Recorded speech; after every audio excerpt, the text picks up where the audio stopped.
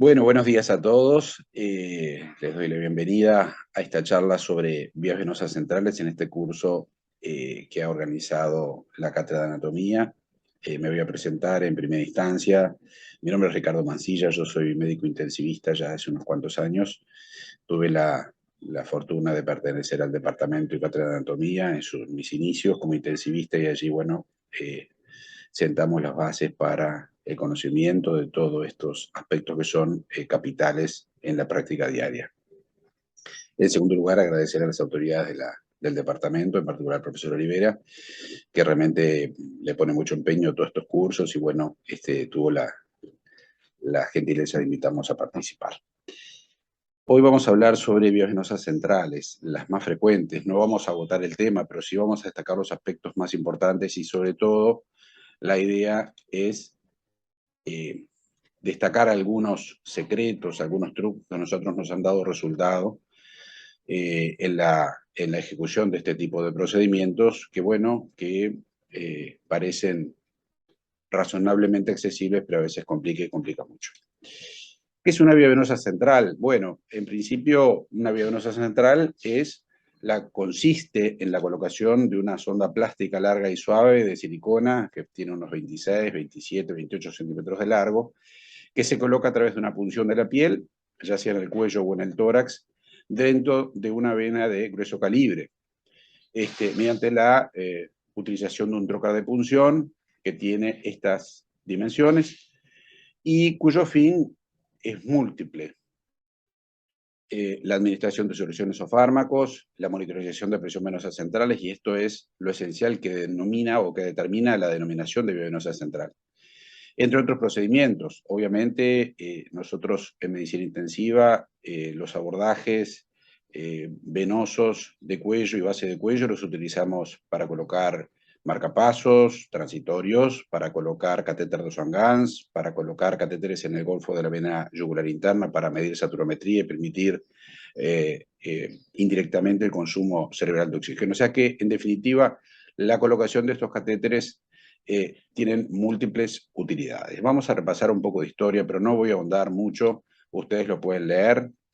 Este tema va próximo a la centuria de importancia desde el año 1929, estamos en el 2022, o sea que ya van a cumplirse 100 años y han recorrido toda esta larga serie de autores que se han ido dedicando a este tema y que indudablemente van a continuar siendo, esta historia se va a continuar enriqueciendo. Cuando nosotros decidimos colocar una vía venosa central, tenemos que preguntarnos alguna serie de cosas, que es importante. No decide uno la colocación de una vía central porque sí, sino que tiene que seguir determinadas pautas para justificar, como cualquier abordaje, el día después o los días después. ¿Por qué y para qué? Bueno, ¿por qué se tiene que colocar una vía venosa central? Bueno, porque no tiene vía oral disponible, esa es una razón. Porque no tiene capital venoso periférico disponible, esa es otra razón. Porque requiere aporte parenteral prolongado cuando no hay una vía oral disponible, porque es un gran quemado.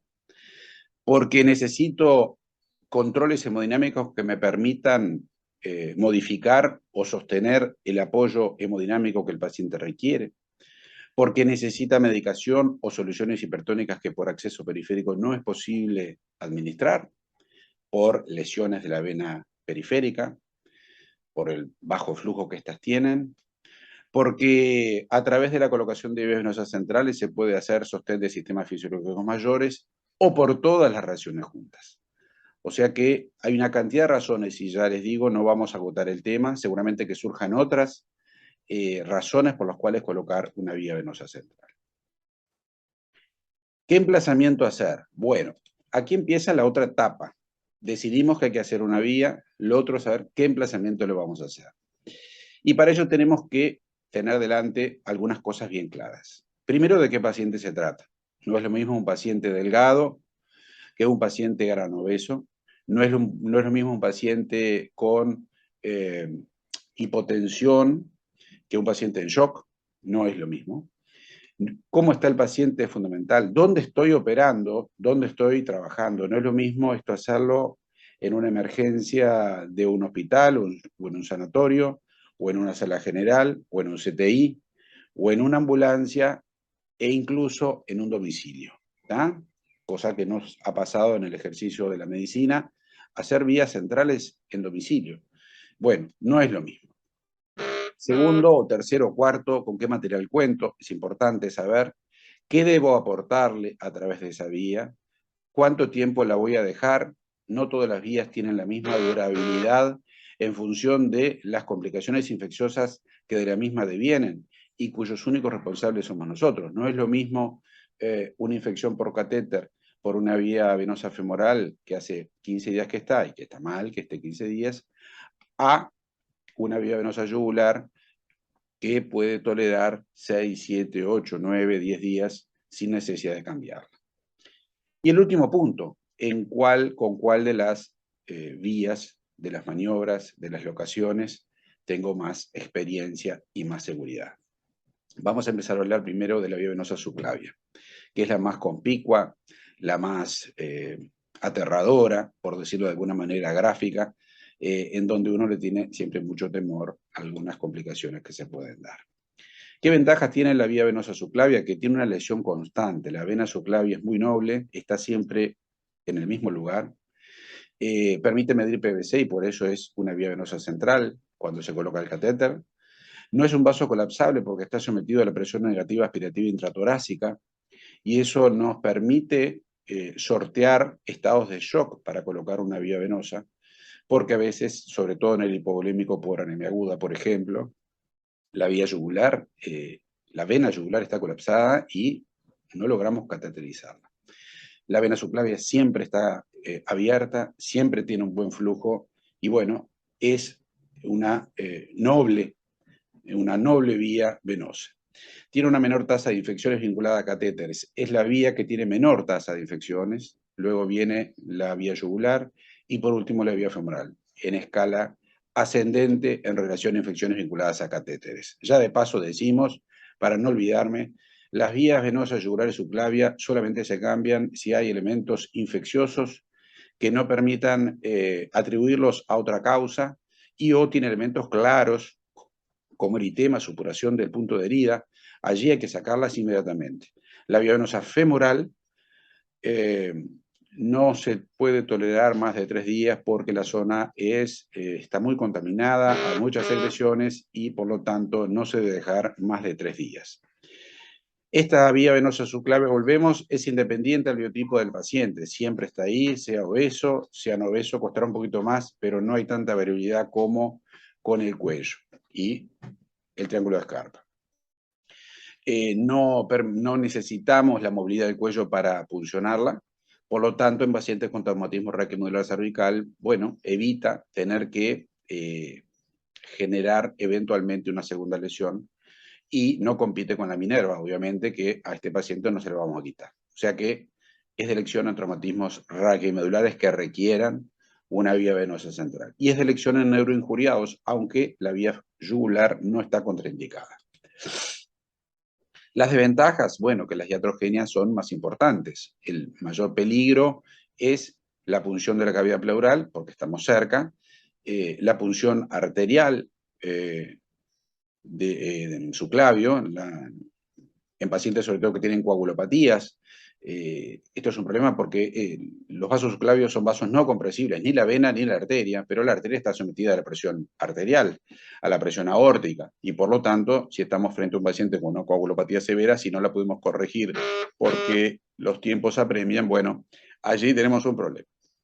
Cuando hay traumatismos de la cintura escapular, fractura de clavícula, bueno, allí tenemos que tener mucho cuidado porque puede haber lesión de los vasos por el traumatismo y los reperes ya no están tan definidamente claros y bueno, ahí es un problema. Y la otra desventaja que bueno, que puede haber malposición, este catéter se vaya para la subclavia del otro lado, se vaya para la vena yugular interna, pero bueno, esos son problemas menores que en realidad los más importantes son el neumotórax y el sangrado en pacientes con coagulopatías. Aquí le vamos a poner un video de un colega, un doctor Godín, que siendo residente en el CTI donde trabajamos, bueno, le pedimos que nos hiciera un video y allí con mucho gusto lo hizo. Esto es una vía venosa subclavia, un abordaje infraclavicular. No vamos a hablar del abordaje supraclavicular, pero ustedes lo van a practicar en el cadáver, en el curso, porque tienen el material para allí y lo tienen que hacer. Aquí para que tengan una referencia, la cabeza del paciente está aquí, los pies están aquí, esto es lateral, esto es medial, o sea que la mano izquierda del operador está tocando el hueco supraesternal, tiene el dedo índice en el hueco supraesternal. Esto es la eminencia de la región deltoidea, esto es la clavícula y esto es el surco delto pectoral, ¿está? Y esto es obviamente la región pectoral. Vamos a verlo. ¿Ven? Está tomando la clavícula y va a puncionar. 2 centímetros por debajo de la clavícula, se va a dirigir, toca, infiltra la piel, luego toca la clavícula, hace el stop con la aguja de infiltración anestésica y pasa, cambia de dirección y pasa por debajo de la clavícula. Y ya la tocó. Ya la identificó, ya está ubicada, está infiltrando. Quiero detenerme un segundo en esto. La lidocaína que se utiliza, que es el anestésico más habitualmente utilizado, puede ser el 1 o el 2%. Tienen que tener presente que demora 3, 4, 5 minutos en hacer efecto. Por lo tanto, hay que tomarse un tiempito, hacer algún chiste, cortar un poquito el hielo de la ansiedad de colocar la vía para que el anestésico haga su efecto. Si no, el paciente va a sufrir una estocada sin ningún tipo de anestesia. Si está lúcido, les va a decir que le duele y mucho. ¿Tá? Eso va a vasocontraerlo y nos puede complicar la maniobra.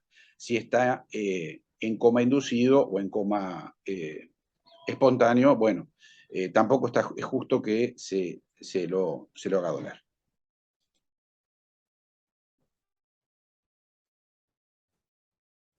Bien, y allí va a colocar mediante la punción con el trocar de punción, que tiene un mandril adentro, y la jeringa, va a ser exactamente el mismo procedimiento. Va a dirigirse hacia la clavícula, va a llegar un stop que está producido por ella, ahí va a ir tocando de la superficie a la profundidad de la clavícula hasta finalmente pasar por debajo de ella. Y ahí va a cambiar de dirección, se va a hacer oblicuo hacia el hueco supraesternal, que estaría ubicado en este quinto dedo de la mano izquierda del operador. Yo les recomiendo, como secreto, entrar paralelo al plano de la cama. No entrar angulado con respecto al plano de la cama. Entren paralelo. Si la agarran allí, bárbaro. Y si no la agarran, retiran en el mismo sentido que ingresaron. No barren una superficie debajo de la piel, porque eso corta el bisel del trocar de punción corta y pueden provocar lesiones. Y allí, si no lo encontraron entrando paralelamente por debajo de la clavícula, paralelo al plano de la cama, entonces retiran en el mismo sentido, elevan un poquitito la jeringa, la cola de la jeringa, y allí vuelven a ingresar.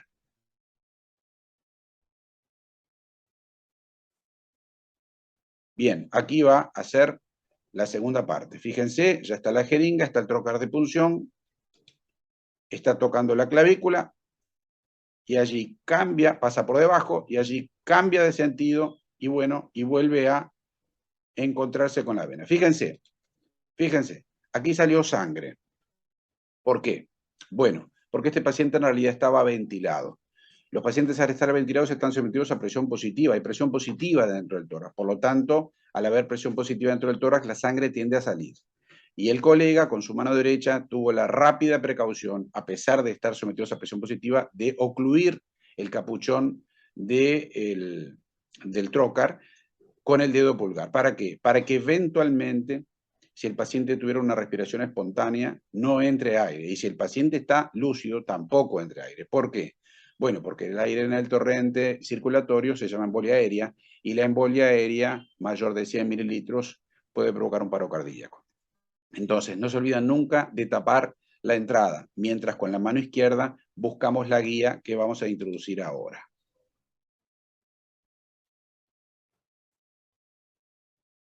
Una cosa que no les dije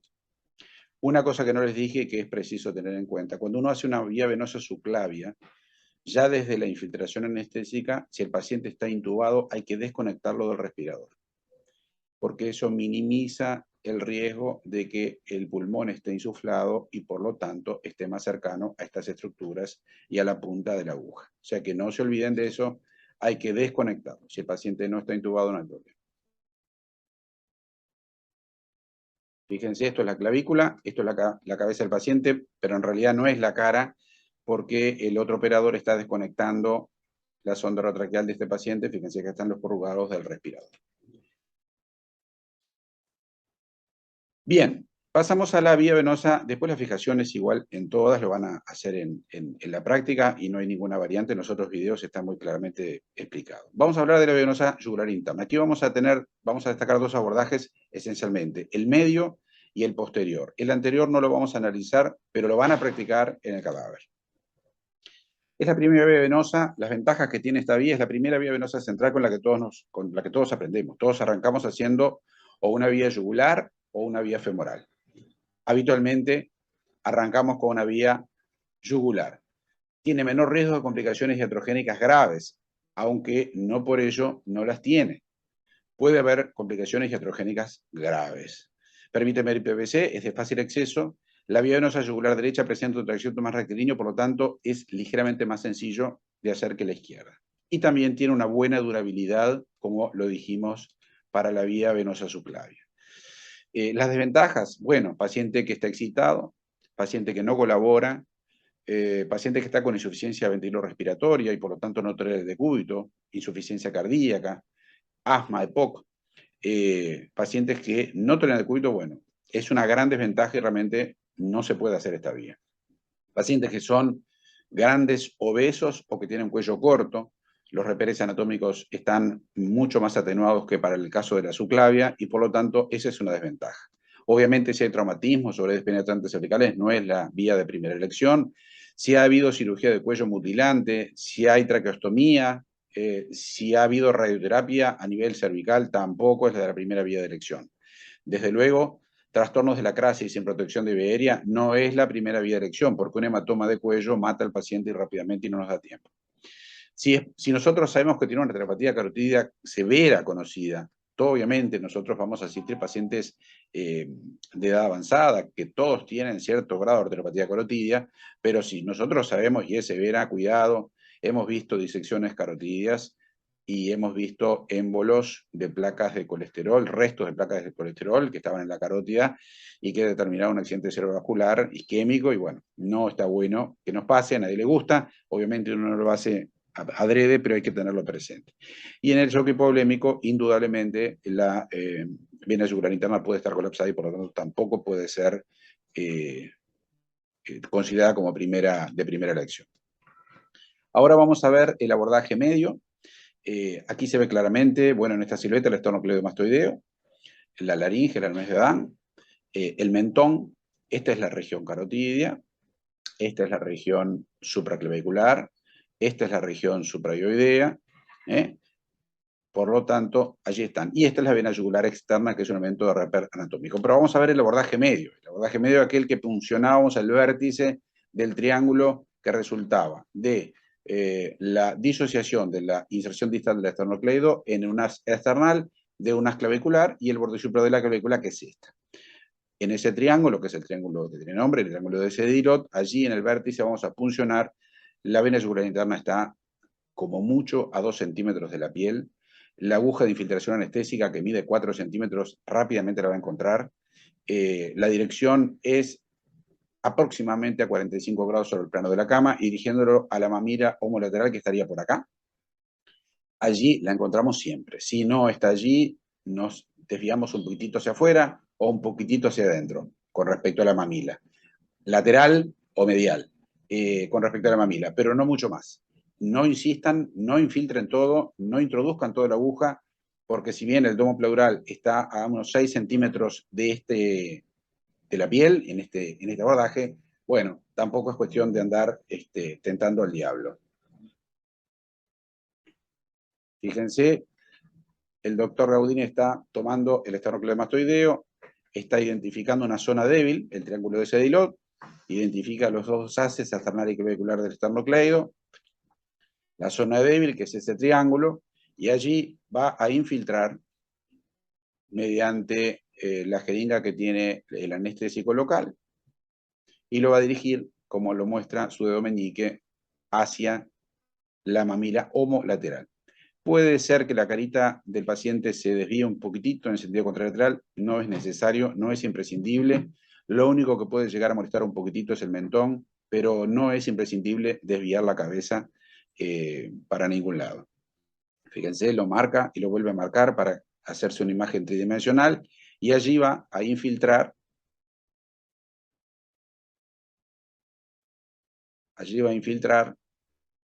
con el anestésico el vértice del triángulo de Sedilot, donde va a terminar puncionando. Este paciente, como verán, está ventilado, no se desconecta, no es necesario desconectarlo. Y allí va. Siempre infiltrando un poco la piel, avanzando y aspirando. Y ahí la encuentra. Y vuelve a infiltrar. Recuerden que la lidocaína no va dentro del torrente venoso. Cuando uno llega a la vena, retira un poquito y continúa la infiltración. ¿Ok?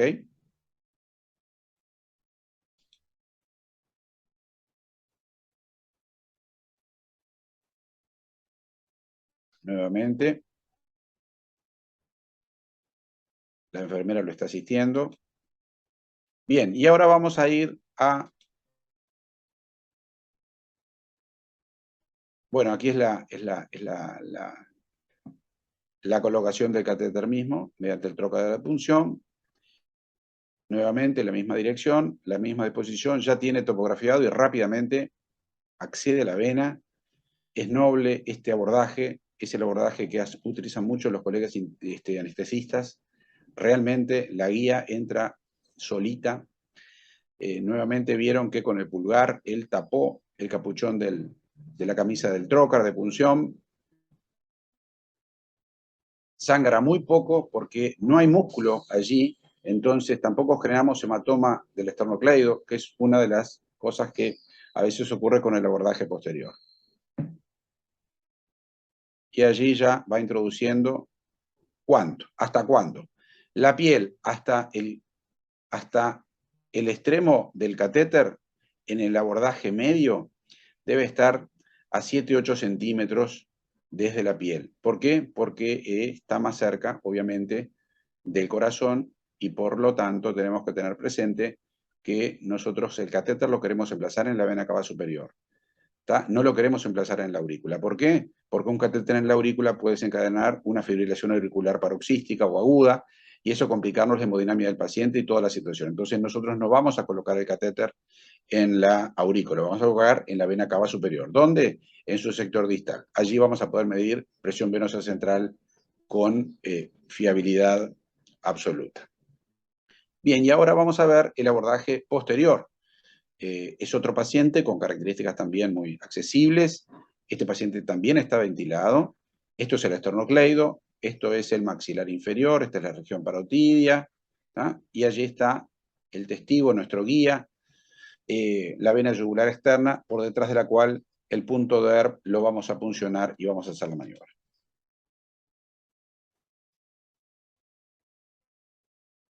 Está identificando los reperes, esternocleido, triángulo de Sedilot, que no lo vamos a utilizar ahora, la vena yugular externa, claramente ingurgitada, visible, en un shock hipovolémico no necesariamente lo está, de hecho no lo está, y bueno, y eso nos complica. La dirección, fíjense, quiero detener un poquito, la dirección de el trocar de punción o de infiltración anestésica, que en realidad ya lo hizo acá el colega. Tiene que ir dirigido a la articulación esternoclavicular homolateral o al hueco supraesternal, pero tiene que estar en un ángulo bien pronunciado, en un ángulo de abordaje de la piel bien pronunciado. De hecho, la jeringa debe tocar el colchón de la cama del paciente y nos debe molestar en nuestra mano derecha para tener una buena dirección. Si no nos molesta, no estamos bien dirigidos, más allá que el destino final sea la articulación esternoclavicular o el hueco supraesternal, no está bien dirigido. ¿Y cuál es la consecuencia? Bueno, la consecuencia es que nosotros vamos a pasar por detrás del esternocleidomastoideo, pero no vamos a agarrar nunca la vena yugular interna. La vena yugular interna en relación a la arteria cardíaca primitiva está en una situación ventral. está más anterior, por decirlo de alguna manera, más hacia el lado ventral del cuerpo, y determina que nosotros terminemos puncionando la arteria y no puncionemos la vena, que es lo que nos interesa. Bien, una vía venosa central no está culminada hasta no tener su control radiológico correspondiente. Esto es una máxima. No nos podemos ir a ver otros pacientes o a dormir menos si no tenemos un seguro control radiológico de que no hay ninguna complicación mecánica. ¿Tá? Eso es lo más importante. Una vía venosa central no está terminada hasta no tener un control radiológico correspondiente.